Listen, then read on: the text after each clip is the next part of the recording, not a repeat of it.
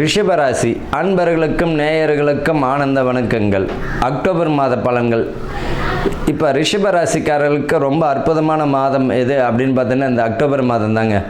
உங்களுடைய ராசிக்கு 2ஆம் இடத்துல குரு இருக்கின்றார். குரு பகவான் பார்த்தீங்கன்னா துலாமையும் பார்வை செய்வார், தனுசு கும்பத்தையும் பார்க்கிறார். இப்போ இருக்கக்கூடிய உங்களுடைய ராசிக்கு 5ஆம் இடத்துல சூரியன் இருக்கிறார். அவர் பார்த்தீங்கன்னா இந்த 22ஆம் தேதிக்கு பிறகு அவர் துலாமை பார்வையும் செய்கிறது மாறுறது நல்லது தான், ஒன்றும் பயப்பட வேண்டாம். இந்த ரிஷப ராசிக்காரர்களுக்கு பார்த்திங்கன்னா மன அமைதி இனிமேல் இந்த மாதத்தில் நல்லாவே இருக்குங்க. டிப்ரெஷன் வேலை உத்தியோகத்தில் பார்த்திங்கன்னா மன அமைதி இல்லாமல் இருப்பவர்கள், வேலையில் பார்த்திங்கன்னா மன குழப்பம் உடையவர்கள், இந்த வேலை மாறலாமா அந்த வேலை மாறலாம், இருக்கிற வேலையை பாருங்கள்.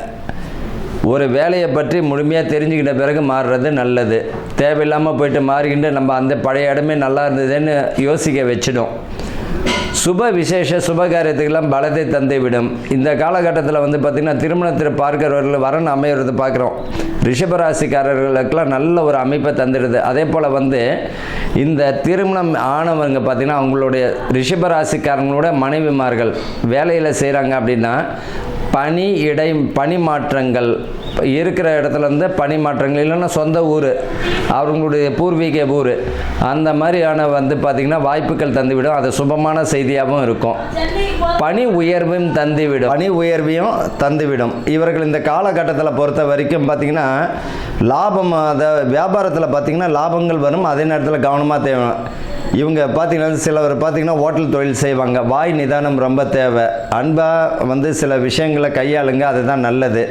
என்னென்னா வாடிக்கையாளர் வரக்கூடியவங்க வந்து எந்த நிலையில் வராங்கன்னு தெரியாது. அது வந்து உங்களுக்கு சண்டை சச்சரவில் முடிவதற்கு வாய்ப்புகள் உண்டு. அதை கவனமாக பார்த்துக்கோங்க. தொழிலில் நல்ல லாபத்தையும் கிடைக்கும், கவனமும் தேவை.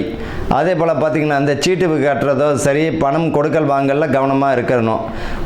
அதே போல் வந்து பார்த்திங்கன்னா இந்த வம்பு வழக்கு சில விஷயங்களை தலையிட வேண்டாம். உங்கள் வேலையை மட்டும் பாருங்கள். சரி, பரிகாரம் என்ன அப்படின்னு பார்த்தீங்கன்னா உங்களுடைய குடும்பம் தாங்க பரிகாரம். உங்கள் குடும்பத்தை பாருங்கள், உங்களுடைய வேலையை பாருங்கள்.